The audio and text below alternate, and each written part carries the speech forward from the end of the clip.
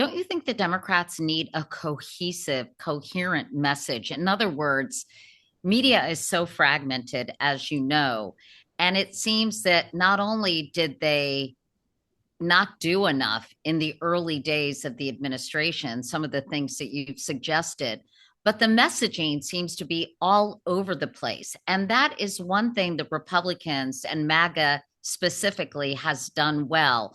Yeah. Very general, easy to understand messaging and cohesive messaging across all their messengers and all their platforms. You know, the funny thing is, when I was in Congress, we always thought the Democrats were better at this than us. And honestly, they were until recently. So for Democrats, again, my advice is go back to what you used to think, well, how you used to think on this stuff, right? You would have pretty strict messages. Let me give you an example of a message that I think can work, that worked for the Republicans. How many times have we heard the term Biden crime family? Okay. Now, you can look and say, well, what are Biden's crimes? Well, they never proved any crimes, but the moniker of Biden crime family stuck, and that made it out of just the Fox News realm. It made it everywhere. The reality is Trump has a crime family.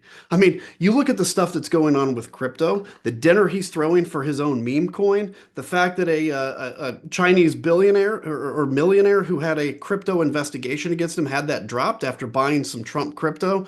And you look through Don Jr. is on the board of Kalshi, which is a political betting website. I could go on and on. Well, what about Dave McCormick having a huge investment and being the member of the Senate who's overseeing crypto regulation?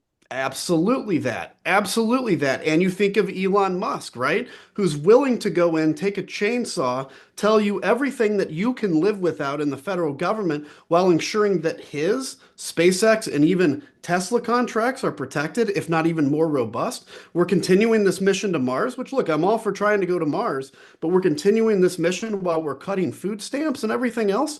And so that's, I think, I think the issue of corruption is not just a talking point. It's a reality. And I honestly think if we go forward 10 years and look back on this administration, the theme that will be a thread throughout it is corruption. It's like when you think of Nixon, you think of corruption.